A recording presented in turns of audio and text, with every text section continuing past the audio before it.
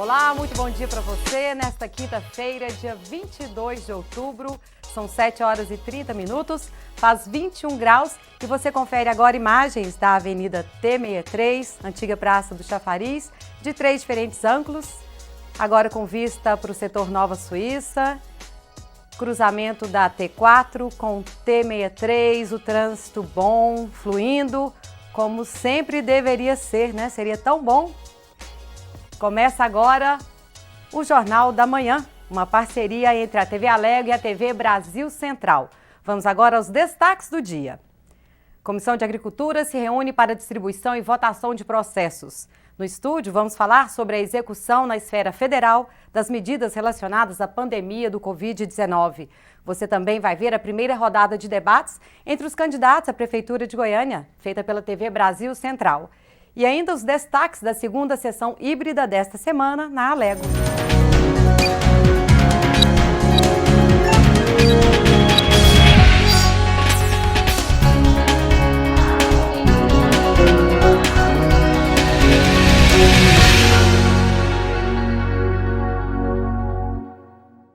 Olá, seja bem-vindo ao Jornal da Manhã. E a Comissão de Agricultura, Pecuária e Cooperativismo promoveu reunião remota na tarde desta quarta-feira. Na ocasião, foram distribuídos projetos de lei de autoria parlamentar e feitas votações de processos. Entre os projetos aprovados, a Política Estadual de Incentivo à Agricultura de Precisão. A reunião foi presidida pelo vice-presidente da comissão, deputado Chico KGL, que falou com nossa equipe. Com essa pandemia, com essas sessões remotas, houve uma paralisação, mas como tinha muitos projetos, inclusive projetos que precisavam serem votados, nós convocamos essa comissão para hoje, né, onde foi distribuído os projetos e nós estamos aguardando o relatório de cada projeto para que possam ser colocados em votação. Eram projetos importantes que não poderiam ficar parados, né? Tem que ser votado ainda esse ano.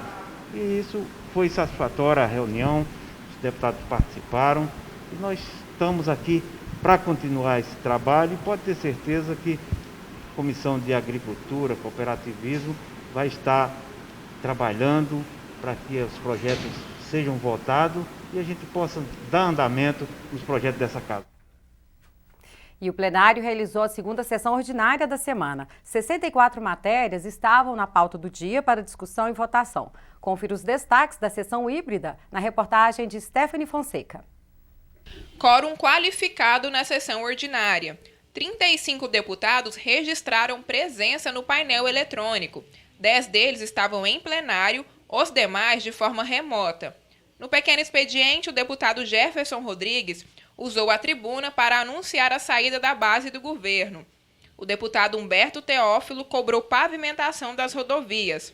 O líder do governo, o deputado Bruno Peixoto, rebateu. Não é fácil consertar um governo em apenas 2 anos.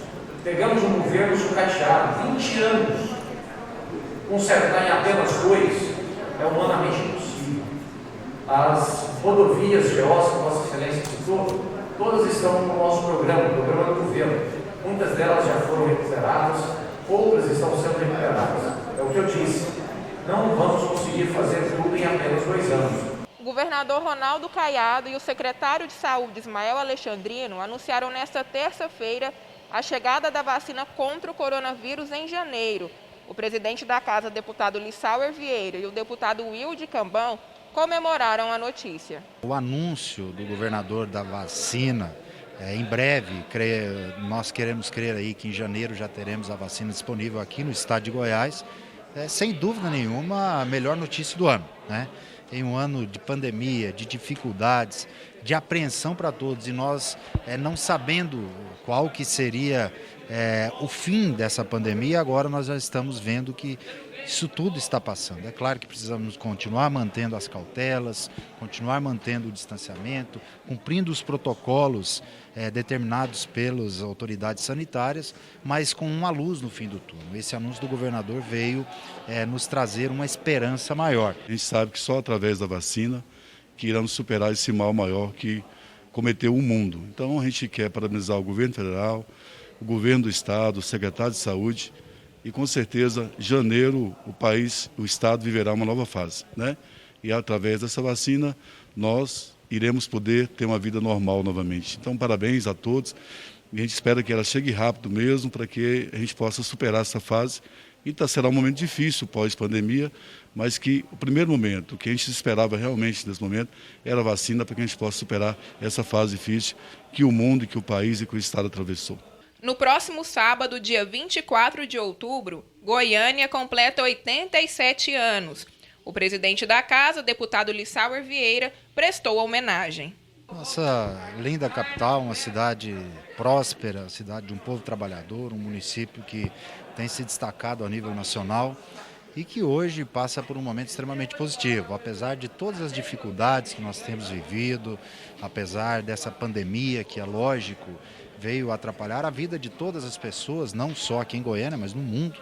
Mas nós vemos e é uma capital que nos enche de orgulho, por ser uma capital acolhedora e que busca sempre o desenvolvimento. Eu acho que nesse período que nós estamos vivendo, um ano eleitoral, um ano que nós precisamos refletir também para nós escolhermos os nossos gestores, Goiânia, eu tenho certeza que vai se destacar cada vez mais e continuará sendo essa capital não só de Goiás, mas uma cidade referência para o centro-oeste do Brasil e também para o nosso país. E hoje no estúdio a gente recebe o deputado federal Francisco Júnior, do PSD, que é relator da comissão mista que acompanha a execução das medidas relacionadas à pandemia do Covid-19. Seja bem-vindo ao Jornal da Manhã, deputado. Muito obrigada pela presença do senhor aqui com a gente. Obrigado, bom dia. Para mim sempre é uma alegria estar aqui na Assembleia de novo. Para nós mais ainda, que mata um pouquinho da saudade, né? Também foram 2 mandatos aqui como deputado estadual, 2 como vereador, 1 como vereador e agora o primeiro mandato como deputado federal, Isso. Certo? É meu 4º mandato. Que bom. Bom, e o deputado já começa com uma missão difícil lá no Congresso. Ele é relator, né, da comissão mista que fiscaliza e acompanha todas as medidas relacionadas à pandemia do Covid-19. Gostaria de saber como está sendo feito esse trabalho, deputado. Eu sei que já foram gastos mais de 500 bilhões de reais no combate, né, ao coronavírus. É um grande desafio. Uma comissão mista é uma comissão extraordinária, que ela foi criada quando foi decretado o estado de calamidade no Brasil, e ela possui metade de deputados, metade de senadores. Um presidente, que é senador, que é o presidente senador Confúcio Moura, de Rondônia, e eu estou com a missão de relatar. Então já foram aí dezenas de reuniões, a gente tem conversado com ministros, com técnicos de todas as áreas, acompanhando todas as despesas que estão sendo gastas, né, todos os recursos que estão sendo gastos no combate à pandemia, que é uma coisa inédita, histórica, e tenho a esperança que em breve vamos vencer e seguir a vida. Deputado, e como é feito esse trabalho? Porque a gente sabe que esses 500 bilhões tem muita coisa envolvida, né? É o auxílio emergencial, são outros auxílios, equipamentos, né? Como que vocês fiscalizam e acompanham todo esse orçamento? Porque ninguém esperava, lógico, né? Por essa pandemia, está sendo tudo novo para todos, para o Congresso, para o presidente. Como que vocês dividem o trabalho? O trabalho da comissão, nós temos os deputados e senadores e uma equipe técnica muito robusta. Nós temos técnicos do Tribunal de Contas da União, técnicos do Ministério da Economia, do próprio Congresso, do Senado, da Câmara, um acompanhamento do Instituto Fiscal Independente bem próximo. Então existe uma equipe técnica muito robusta que foi convocada para desenvolver esse trabalho. Nós acompanhamos em 2 aspectos a pandemia. A alocação dos recursos, a saída dos recursos. Nós não temos como acompanhar a execução lá na ponta. Então, para isso, existe os tribunais de contas locais, os ministérios públicos e as câmaras locais. Mas nós acompanhamos a saída e todo o recurso gasto pelos ministérios, em todos os aspectos, no Ministério da Economia, no Ministério da Saúde, no Ministério da Educação. Então, tudo aquilo que está sendo feito no Brasil, no sentido de combater a epidemia da Covid-19, é acompanhado. Ao mesmo tempo, nós fazemos uma análise da eficácia desses gastos. O gasto está sendo realizado de forma correta, de forma legal, de forma moral. Esse é um aspecto mais fiscal. Eu considero o aspecto mais importante, inclusive, o aspecto político, porque para isso nós temos acompanhamento do Ministério Público Federal, do Tribunal de Contas, dos Ministérios Públicos locais. Agora, a eficácia, as decisões que estão sendo tomadas estão corretas, então, ao mesmo tempo, nós fazemos recomendações ao presidente da Câmara, ao presidente do Senado, ao presidente da República, aos ministros, na medida que nós vamos dialogando com a sociedade, com a área de governo e com as áreas técnicas. Então, nós vamos avaliando a pertinência e a qualidade das decisões que estão sendo tomadas, do momento e as próximas. Deputado, um dos grandes desafios aí, né, do ano que vem, das próximas gerações, será esse endividamento, né? É quase 100% já do nosso PIB já comprometido, né? Serão muitos anos aí de recuperação.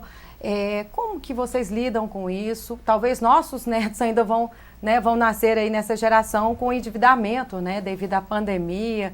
Essa questão está sendo discutida também?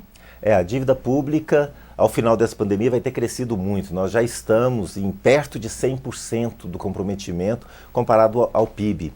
Agora, todos os técnicos do Ministério da Economia, eles dizem que são duas preocupações. É um volume significativo, sem dúvida, mas a preocupação deles é a capacidade de pagamento e a rolagem dessa dívida. Então, tecnicamente, eles dizem que está sob controle, né? É aquela história, tem que acontecer da forma que está sendo previsto. Eu pergunto porque o Brasil, deputado, é um dos países que mais comprometeram assim, o valor comparado ao PIB. Não, é verdade, né? É um valor muito significativo. Há uma previsão total de gastar R$1 trilhão. Então é muita coisa. Bem, só que há uma previsão também de diluir esse endividamento e fazer essa rolagem por 10 anos. Então, em 2030, nós chegaríamos, com relação ao estado que temos hoje de comprometimento com a dívida pública, ao que estávamos ano passado. Então, é um retrocesso, é uma dificuldade. Ao mesmo tempo, há também uma visão de investimento, de retomada. Então, há uma discussão muito significativa hoje sobre o pós-pandemia. Como retomar, como fazer os investimentos necessários no Brasil, como preparar o Brasil. Então, hoje no Congresso, se discute muito, o Congresso não parou nem um dia, já votou dezenas de matérias, e há uma discussão muito grande sobre as reformas necessárias. Então, ao mesmo tempo que se discute a pandemia, ao mesmo tempo que se discute o emergencial, auxílio emergencial de R$600, apoio às empresas para que elas não demitam, apoio aos estados e municípios. Então, ao mesmo tempo que se faz toda essa discussão para vencermos este momento, há também toda uma outra discussão, e maior até, com relação à retomada do desenvolvimento e crescimento. As reformas, os marcos necessários, marco da cabotagem, marco do saneamento, uma nova lei de licitação, a reforma tributária, a reforma administrativa. Então o Congresso hoje vive uma atividade muito intensa, entendendo o que acontece no Brasil, mas acima de tudo olhando para frente e preparando o país para a retomada e o desenvolvimento. É lógico que nesse momento a preocupação maior é com a saúde, né? A gente não quer que a pandemia cresça e graças a Deus os números vêm diminuindo, mas a gente preocupa também com o crescimento econômico, né? Principalmente dos micro e pequenos empresários. Muitas empresas fecharam e a questão econômica também, ela está em pauta. Não, é fundamental, porque nós temos que ter a saúde. Eu brinco que é saúde do CPF e saúde do CNPJ. Sim. Porque se as empresas não têm saúde, nós temos uma demissão em massa, nós temos um sofrimento em massa. E essa pandemia, ela revelou uma situação no Brasil que impressionou, inclusive, os economistas mais atentos, que foi uma quantidade assustadora, mais de 60 milhões de brasileiros e brasileiras invisíveis. Né, brasileiros que não estavam cadastrados, que não se conhecia quando foi para o cadastro do auxílio emergencial. Então isso revelou uma realidade brasileira que precisa ser atendida e precisa ter um processo de inclusão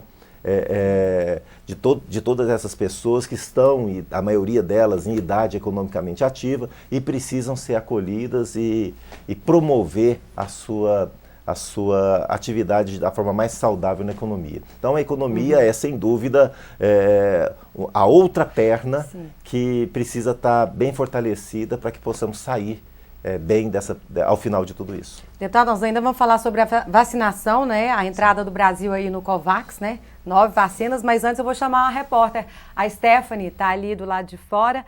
São as notícias, né? Ela traz agora uma entrevista com a Eula Vamir, presidente da Associação das Instituições Particulares de Ensino de Goiás. Stephanie, é com você, bom dia.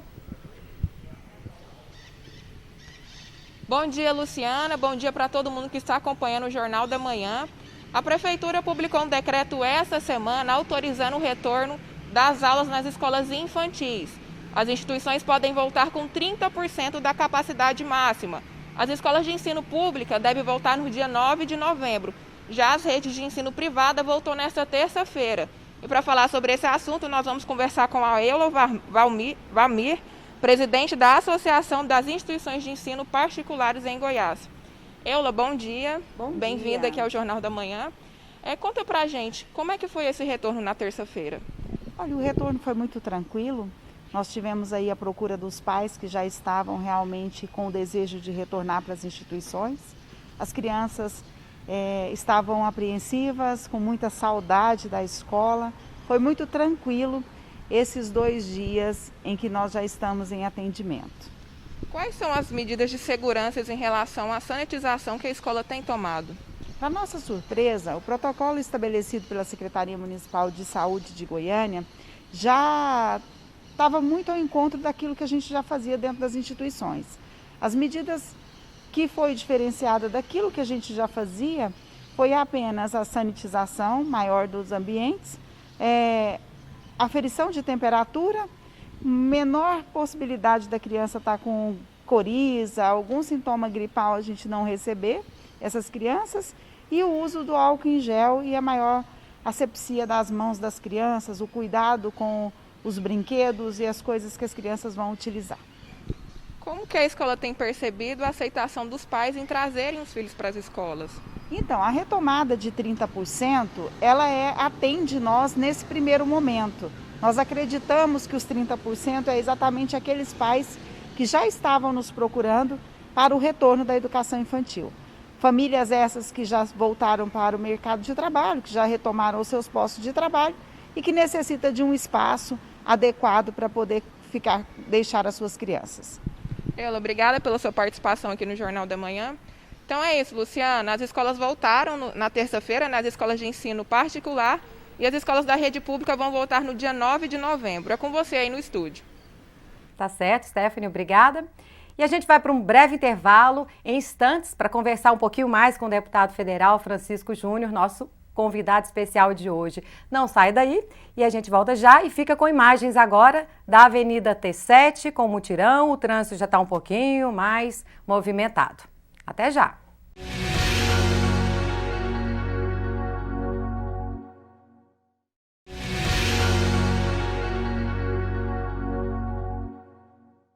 Estamos de volta com o Jornal da Manhã, agora são 7 horas e 50 minutos. O jornal é uma parceria da TV Alego e TV Brasil Central, mais de 240 municípios aí ligados com a gente. Bom, estamos aqui de volta no estúdio, o nosso convidado é o deputado federal Francisco Júnior, do PSD, ele que é o relator da comissão mista na Câmara, que acompanha e fiscaliza todas as medidas do governo federal com relação à pandemia do Covid-19. A gente bateu um papinho no primeiro bloco sobre o endividamento. O Brasil está endividado já até 2030. E agora a gente fala, deputado, sobre vacinação. É um assunto que preocupa a todos nós. Eu acho que a maioria quer ser vacinado, né? Tem esse movimento anti-vacinas. De acordo com o presidente, metade dos brasileiros não quer vacinar. A gente precisaria fazer até um plebiscito, né? Sobre essa vacinação, quem quer ou quem não quer, porque tem que ouvir a população também. Com relação ao orçamento, a entrada do Brasil nesse programa que é o COVAX, como que a comissão está lidando com isso?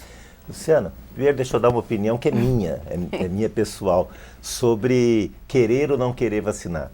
Bem, o Brasil é um país livre, um país um Estado de Direito, todos nós temos nossos direitos. Agora, eu entendo que o meu direito acaba quando o direito do outro começa.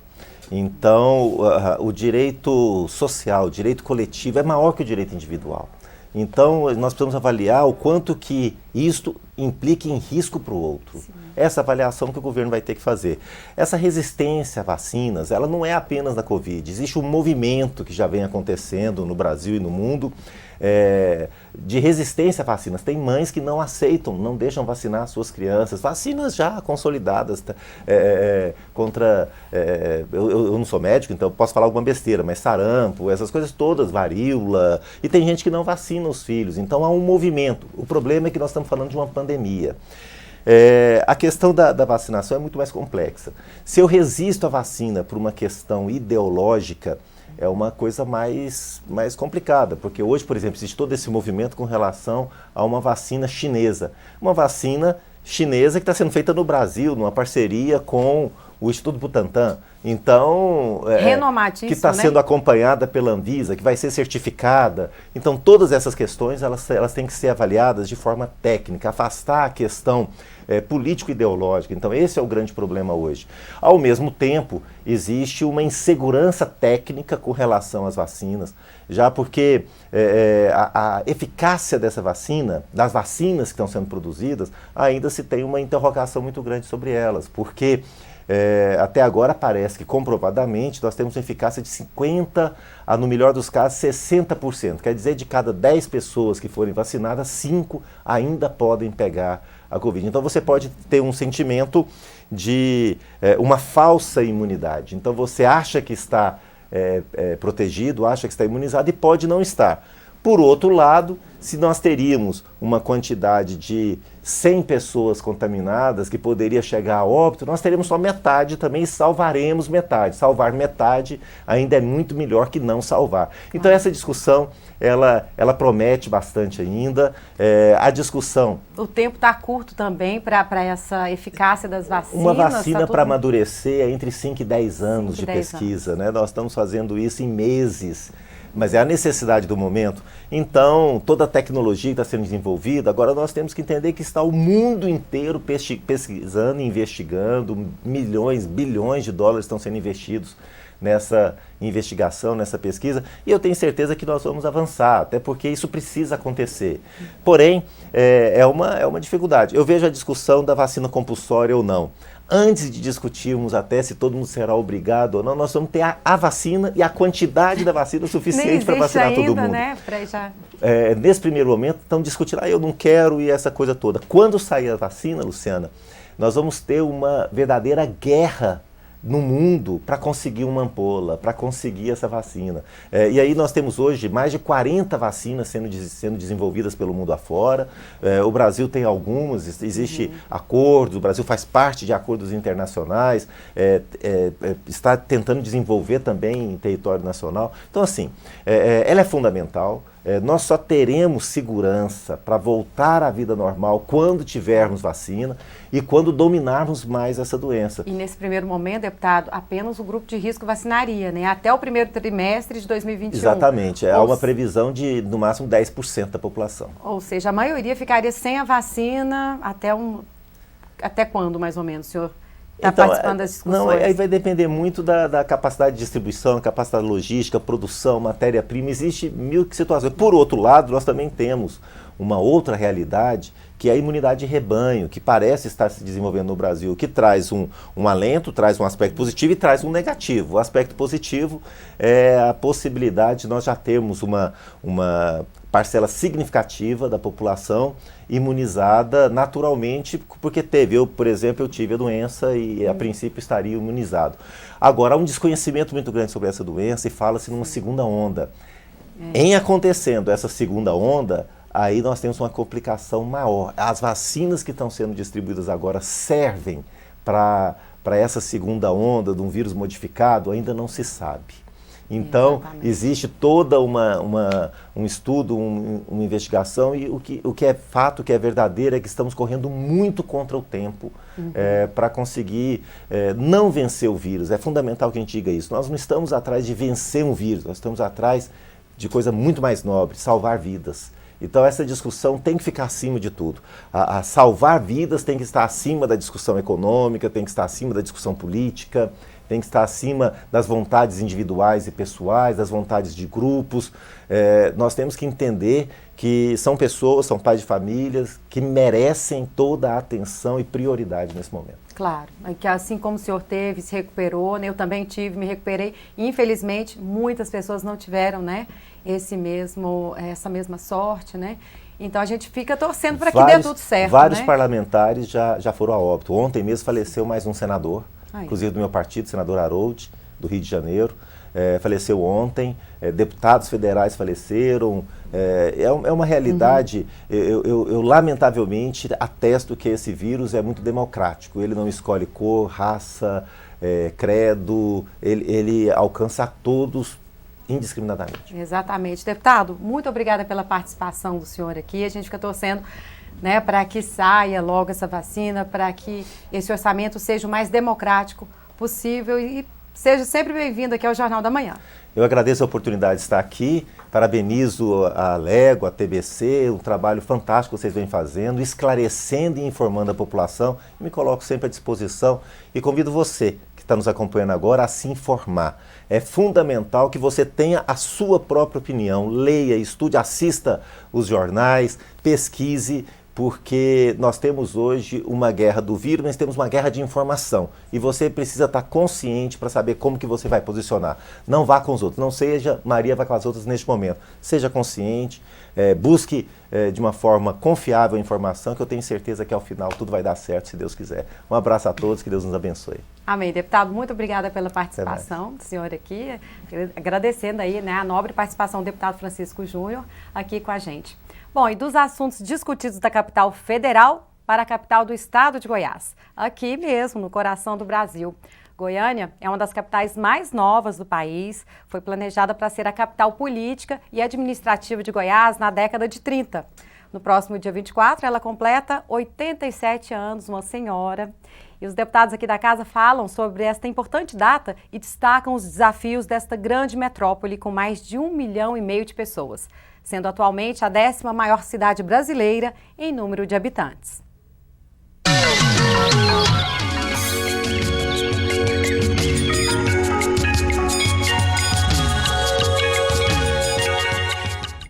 Goiânia é uma nova capital quando se diz em idade, comparada com Salvador, Rio de Janeiro, Belo Horizonte, São Paulo. Nós ainda temos muito a crescer. Uma população ordeira, uma população que trabalha e dedica a sua vida em servir e acolher o próximo. Então, percebo sim que nós temos muito a avançar. Nós temos praças, parques, empresas pujantes. Então, nós temos muito a crescer. E eu tenho certeza que os 87 anos da nossa linda capital Goiânia, vamos muito comemorar e muito, sim, a desenvolver. De uma forma especial, eu sou muito grato a Goiânia. Aqui cheguei no ano de 78 e devo muito a essa cidade. Conheço Goiânia como poucos. Goiânia é uma cidade que recebe pessoas de todo o Brasil, de todo o mundo. A gente costuma dizer que se tomar a água aqui de Goiânia, não sai daqui. Uma cidade, claro, que tem os seus problemas, mas com muito mais qualidade de vida. Então, certamente nós, goianos, goianienses, ou vindos de qualquer parte do Brasil e do mundo, temos é que parabenizar essa linda cidade. Eu acho que Goiânia, quem nasceu, quem mora aqui é apaixonado em Goiânia. Esses 87 anos é uma cidade nova, pujante, que tem muito a se desenvolver ainda, muito a crescer, apesar que já é um gigante, uma metrópole que cada dia mais as pessoas estão se falando Brasil afora da potência que é Goiânia. Parabenizar a cidade, parabenizar a todos que moram aqui, aqueles que nasceram e aqueles que porventura moram e adotaram essa cidade para viver, ter seus filhos e ter as suas famílias aqui.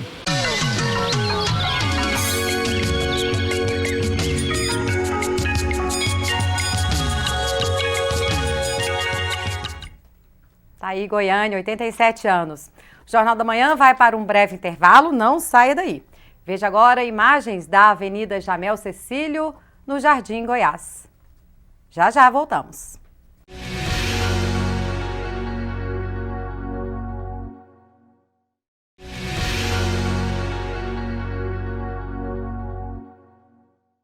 Jornal da Manhã volta, agora são 8 horas e 5 minutos, temperatura agradável, 22 graus nesta quinta-feira, 22 de outubro.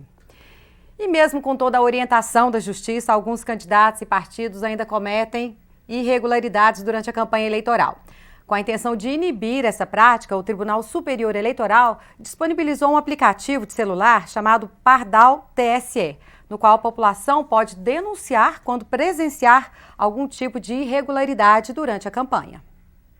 O aplicativo Pardal TSE foi criado pela Justiça Eleitoral para receber denúncias da sociedade sobre irregularidades em campanhas eleitorais. A ferramenta, que é ligada ao Sistema Nacional do Tribunal Superior Eleitoral, já existe desde 2014, mas foi aprimorando ao longo de cada pleito. O aplicativo Pardal TSE só serve para smartphones e pode ser baixado pelas lojas virtuais. E é bem simples de usar. O denunciante tem que colocar os dados pessoais, que serão mantidos em sigilo. Em seguida, ele faz um texto, pode ser um texto pequeno, sobre o ocorrido, sobre a irregularidade eleitoral que ele presenciou, e, de preferência, anexar fotos ou vídeos. Isso tudo para facilitar o trabalho da Justiça Eleitoral. O aplicativo, ele aproxima a justiça do eleitor.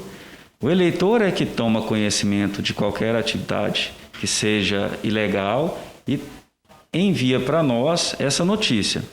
E a justiça processa essa informação e pode culminar com a multa, com a cassação do candidato.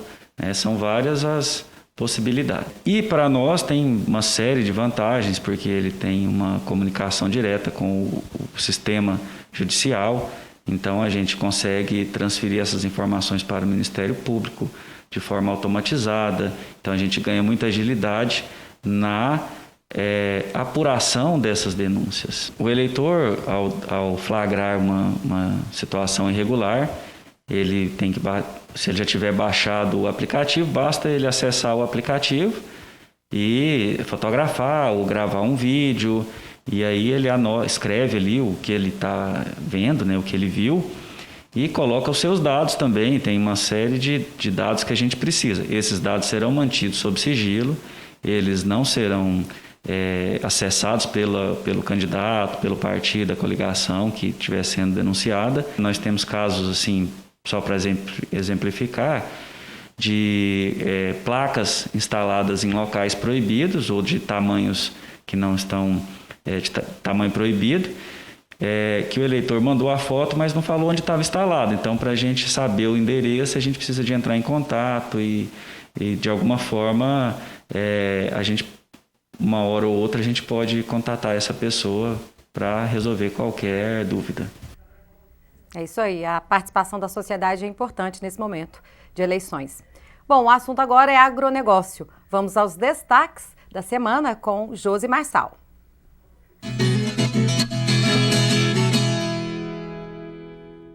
Olá, vamos às notícias do agronegócio para esta semana.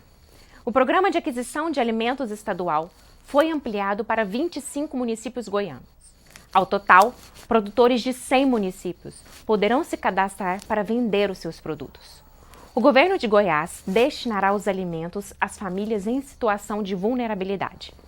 Se atentem, os editais de chamamento público estão disponíveis no site da Agricultura e também no site da Emater, com inscrição até o dia 15 de novembro. Goiás possui o segundo maior rebanho bovino do Brasil, participando com 10,6% do total nacional. Entre os municípios destaques estão Nova Crixás, São Miguel do Araguaia e Caiapônia. E por que não dizer da nossa produção de leite, que também avançou 3,1%, colocando nosso estado em 5ª posição no ranking nacional desta produção. Os principais municípios? Orizona, Piracanjuba e Jataí. Projeto para ampliação da produção de arroz aqui no estado está acontecendo em parceria com a União. O projeto de irrigação de Luiz Alves Araguaia, na região noroeste do estado, já está na 2ª etapa das obras e, quando finalizadas, beneficiarão mais de 60 agricultores. Estes foram os destaques do Minuto Agro. Fiquem com Deus, aguardo vocês. Até breve. Tá certo, obrigada, Josi. E já está em nossa programação o Minuto Agro desta semana, gravado aí com a participação do primeiro vice-presidente da FIEG, André Rocha, presidente do Fórum Nacional Sucroenergético. Confira um trecho da entrevista. Nosso debate de hoje é sobre o agro em desenvolvimento. Nosso convidado, vice-presidente da FIEG, André Rocha. André, é um prazer ter aqui conosco no programa Minuto Agro. Obrigado, Josi. É um prazer poder estar aqui no Minuto Agro, tentando aí ajudar a responder e contribuir para a melhora do desenvolvimento, não só do agro, mas do desenvolvimento econômico e social do estado de Goiás. André, quando nós falamos da produção de açúcar aqui no estado de Goiás, dados nos mostram que a safra 2020-2021 terá um acréscimo de 53,6%, uma diferença de 2,7% em relação à safra do ano anterior. Na sua perspectiva, qual a análise desse cenário em crescimento e em desenvolvimento das tendências para o álcool, para o açúcar e para a cana-de-açúcar? Bem, essa safra, José, era uma safra bastante promissora. A nossa expectativa é de termos uma safra recorde na produção de cana-de-açúcar. Devemos até conseguir alcançar, mas não nos números inicialmente estimados, porque nós tivemos um período muito seco, uma falta de chuva, sobretudo em abril e maio, que às vezes cai uma pequena chuva que faz toda uma diferença. Vamos concluir a safra. A partir de agosto tivemos uma queda muito grande da produtividade das usinas. Está ocorrendo em alguns lugares o que a gente chama de uma morte súbita da cana, porque ela não consegue sobreviver por falta d'água. Mas, como eu disse, nós devemos ainda superar a safra anterior, que foi a maior safra que nós temos. O grande problema que nós vamos ter é com a próxima safra, porque em alguns lugares nós estamos observando que a cana não conseguiu brotar, aquela cana que já deveria estar brotando, que já tinha sido colhida anteriormente, nos meses anteriores, julho, junho, maio. Então esse é um problema que nós vamos enfrentar para a próxima safra. A safra de Goiás é uma safra que a cana se volta à produção de etanol. Normalmente nós temos aí entre 75% a 80% da cana destina-se a etanol, 20% a 25% destina-se a açúcar, né, a produção de açúcar. O que ocorreu nessa safra? Primeiro, nós tivemos um fundamento de uma diminuição do estoque de açúcar no mundo, então isso fez com que houvesse uma pequena valorização do açúcar, chegando aí mais ou menos em 15 centavos por libra-peso. Nós já tivemos preço de açúcar a 37 centavos por libra-peso, mas estávamos com preço em torno de 11, 12 centavos. Então esse açúcar, com 15 centavos, ele consegue remunerar melhor do que o etanol. Lembrando que 70% da produção brasileira visa a exportação. Goiás tem uma vocação para álcool, porque nós temos ainda uma logística cara para esse açúcar que é exportado, mas também com a alta do dólar, com a desvalorização do real, então o preço do açúcar ficou bastante competitivo mesmo em Goiás. Por isso, essa alta. Então, quando nós passamos aí uma produção aí de açúcar, mais ou menos assim, de 18% da produção para 20%, 24%, 25% da produção, tivemos esse salto que você mencionou. Então, devemos fechar a safra mais ou menos com 74% da cana voltada à produção de etanol, 26% à produção de açúcar. Com relação aos próximos anos, temos uma dificuldade na próxima safra, acabei de falar, em virtude do clima, mas pode ser que também que uma boa chuva nesse verão, em janeiro, em fevereiro e março, isso possa ajudar a recuperar essa cana. Isso é o que nós esperamos. No caso do etanol, o etanol tem uma participação significativa na nossa matriz de combustíveis, né, no ciclo Otto. Nós esperamos agora com o RenovaBio, que foi lançado em 2016 e começou a vigorar esse ano, que o Brasil valorize cada vez mais o combustível e também a energia limpa e renovável. Então nós prevemos aí assim um bom futuro. Tanto é que os certificados de carbono, os CBIOS, frutos do RenovaBio, tiveram uma valorização muito grande. Nós estávamos vendendo aí a R$20 no início da safra, já fizemos venda agora a R$50 desse certificado. Mas para você ter uma ideia, na Califórnia esse mesmo certificado é vendido a $200. Né? Então, quer dizer, nós ainda temos muito, o Brasil ainda tem muito que aprender na valorização da economia limpa, né? Não é só do combustível ou da energia, mas da economia limpa como um todo. Mas temos aí uma boa perspectiva para o futuro, temos a questão aí do bioplástico, hoje há uma conscientização muito forte nessa área ambiental. Então, e o setor, de uma maneira geral, ele está procurando cada vez mais transformar todos os seus produtos em alguma fonte de energia, né? Transformando a vinhaça em biogás, a torta de filtro em biogás. Então, para que a gente não desperdice nada e utilizemos no máximo aquilo que diz a lei de Lavoisier, né? Na natureza nada se perde, nada se cria, tudo se transforma. André, foi um prazer tê-lo aqui no Minuto Agro. Infelizmente, nosso tempo já está bem escasso, mas poderíamos ficar aqui por longos períodos discutindo o agronegócio e a sua visão impecável em relação a esta cadeia. Muito obrigada pela sua participação aqui. Obrigado, Josi, obrigado a todos. É um prazer sempre estar aqui. Voltarei quando for chamado, vai ser sempre um prazer, sempre um desafio. Obrigado.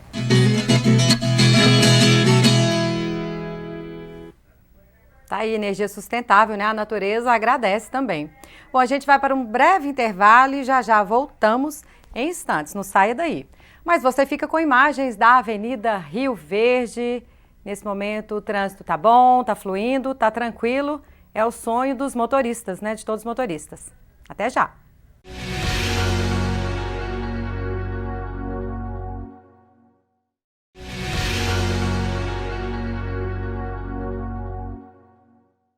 O Jornal da Manhã está de volta, agora são 8h19. Estamos juntos com a TV Brasil Central. E foi realizada nesta quarta-feira pela TBC a primeira rodada de debates entre os candidatos à Prefeitura de Goiânia. Participaram a doutora Cristina, do PL, e Thales Barreto, do PSDB. O candidato Samuel Almeida foi convidado, mas não compareceu. E o candidato Major Araújo, do PSL, compareceu, mas se recusou a participar do debate. A TV Brasil Central, em rede com a TV Alego, é a única emissora do estado a fazer debates com os 16 candidatos à Prefeitura de Goiânia. O debate foi intermediado pelo jornalista Paulo Bergs. Durante 1 hora, os candidatos puderam mostrar suas propostas e ideias para a cidade de Goiânia. O debate completo você pode conferir na página da TBC no YouTube. E a obesidade no Brasil mais que dobrou na população com idade acima dos 20 anos. Os dados constam no segundo volume da Pesquisa Nacional de Saúde 2019, que foram divulgados pelo IBGE, Instituto Brasileiro de Geografia e Estatística. Quem traz mais informações é a repórter Edrisa Borges. O IBGE divulgou nesta quarta-feira dados da Pesquisa Nacional de Saúde que mostra que de 2003 a 2019, a taxa de obesidade no Brasil saltou de 12% para quase 27%. Ou seja, 1 a cada 4 pessoas com 20 anos ou mais está obesa no Brasil. Para falarmos sobre esse assunto, eu vou entrevistar agora a nutricionista Aline Correia. Aline, a gente sabe que junto da obesidade vem também diversas doenças. Agora na pandemia ficou bem claro que a pessoa com obesidade ela tem mais chance de morrer pela Covid-19 a uma pessoa com o peso equilibrado. Quais são as preocupações nesse momento e principalmente depois da divulgação desses dados? Desde já, muito obrigada pela sua participação aqui conosco. Infelizmente, essa pandemia, ela mostrou, né, cada um ficando dentro da sua própria casa, que as pessoas diminuíram mais ainda a quantidade de exercícios físicos que estavam fazendo. Com isso, vindo outras doenças oportunistas, conhecidas mais como doenças crônicas não transmissíveis. A obesidade é uma delas, né? Colesterol alto, problemas cardiopatas e também alguns outros como diabetes, né? A ansiedade também diversificou mais ainda esse parâmetro, porque acaba que a pessoa, quando ela fica mais tempo em casa, ela acaba tentando ocupar aquele tempo. e a maioria das pessoas tentou ocupar esse tempo, né, vamos dizer, fazendo aquelas comidinhas rápidas. A gente sabe também que perder peso não é fácil. Na teoria parece muito simples, mas na prática é um processo para muitas pessoas até doloroso. Como que pode ser mais fácil? Existe aí alguma orientação, principalmente agora que as pessoas ainda estão mais em casa? Eu sempre recomendo para que, já que está mais em casa, prepare mais o seu alimento, né? Procure fazer aquela refeição mais prazerosa junto à família, à mesa, primeiramente, porque quando você se senta à mesa, você vê o que você está comendo. E quando você se distrai, às vezes você come o que está ali no prato sem nem ver. Às vezes come porque já está ali. Então, procurar também reduzir a quantidade de sal, de óleo, aumentar o colorido daquele prato, procurar diversificar nas cores e sabores também. Atividade física, eu sempre recomendo aos meus pacientes para estarem procurando um profissional dessa área, né? Mas já que estão em casa, não custa nada dar uma voltinha dentro da própria casa, né? Espera tá um entardecer, não fazer com sol muito quente, porque isso também pode acabar afetando não só a pressão, mas também os níveis de glicose no nosso sangue, porque muito quente acaba que você se esforça um pouco mais. O IBGE usou como base para a pesquisa o índice de massa corporal. Você pode aí fazer rapidinho essa conta para a pessoa saber se ela está com sobrepeso ou até mesmo obesa? Posso sim. O índice de massa corporal, conhecido como IMC, ele é calculado pelo peso dividido pela altura ao quadrado. É uma regra super simples, dá para fazer uma regra de 3, né? Então, assim, você pega o seu peso e divide pela sua altura ao quadrado. Então, aí você vai ter um resultado de quilogramas por metro quadrado de corpo. E lembrando, né, que nisso a gente tem também carga óssea, massa muscular e também percentual de gordura. Então, ao mesmo tempo que eu posso ter também um paciente com 100 quilos de massa magra, eu posso ter um paciente também com 100 quilos de massa gorda. Então, sempre se atentar a isso. Aline, muito obrigada pela sua participação aqui conosco. Obrigada, eu que agradeço. Só lembrando que a obesidade ela traz várias doenças. Bom, e mais segurança e menos taxas. Os donos de carros e motos estão pagando menos pelas taxas do Detran. Confira na reportagem. Já deu para sentir a diferença. Em pouco mais de um ano, as medidas adotadas trouxeram economia direta para o bolso do cidadão de 106 milhões de reais. E eu vou te contar como. Quem precisa emplacar um carro hoje paga R$ 120 reais. Antes, era 190. As placas de moto, então, passaram de 162 para 60 reais. Outra redução foi nas vistorias, que ficaram 38% mais baratas. E registros de contrato que custavam R$ 182 reais, agora são de graça. Hoje nós estamos vivendo uma crise danada. Qualquer 50, 100 conto que sobrar para a gente é bom, né? Tanto que abaixar é bom. Já melhora, né, no orçamento, né? O desafio era reduzir custos, sem comprometer a arrecadação do Estado. Por isso, todos os contratos do Detran também foram revistos. O CRLV mesmo, esse documento verdinho obrigatório para a circulação de veículos, deixou de ser impresso pelo Detran e entregue em casa. Olhando assim, pode parecer que ele é baratinho, né? Mas só esta medida representou uma economia de quase 6 milhões de reais em papel e envio. Com isso, até a entrega ficou mais fácil. De casa mesmo, o motorista acessa o site do Detran, preenche os dados do veículo e pronto. É só emitir e imprimir o documento. A única diferença é que agora não é mais verdinho. Para quem é adepto à praticidade e tecnologia, é só optar pela versão digital do documento no aplicativo Detran Go On. Mais uma vez, Goiás saiu na frente. Foi o primeiro a implantar o CRLV-E. Se você tem taxas com valores altos, se você tem serviços com valores altos, há uma maior sonegação. Quando você diminui esses valores, sejam em taxas ou em serviços, você incentiva o cidadão e motiva ele a estar em dia, no caso, com o seu veículo. É isso aí, é prático, né? Esse aplicativo, já baixei o meu aqui também. E a gente fala agora com a repórter Stephanie Fonseca, que traz mais notícias pra gente, notícias do dia. Stephanie, é com você. Bom dia, Luciana. Bom dia para você que está acompanhando o Jornal da Manhã. A notícia não é nada boa. A partir de hoje, a energia elétrica vai ficar mais cara. Para os consumidores residenciais, o aumento é de 2,53%. Já para as empresas, o aumento é de 6,63%. De acordo com a ENA, esse aumento é devido ao empréstimo feito pela empresa durante a pandemia. Outro motivo também é uma variação na cotação do dólar por conta do custo da energia elétrica. E não é só a energia elétrica que vai ficar mais cara não, viu? O botijão de gás teve um aumento de 5%. O que era encontrado antes entre R$ 70 e R$ 80, hoje o consumidor vai pagar R$ 90. Pessoal, é aumento atrás de aumento e o consumidor precisa estar com o bolso preparado, viu, Luciana? É com você aí no estúdio. Complicado, né, Stephanie? O botijão de gás R$ 90 e ainda o aumento de energia em plena pandemia, fica complicado.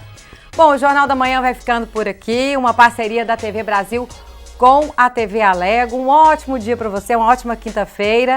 Continue com a nossa programação e a gente encerra com essa bela imagem aí da Avenida 85, com a Coronel Joaquim Bastos no setor marista.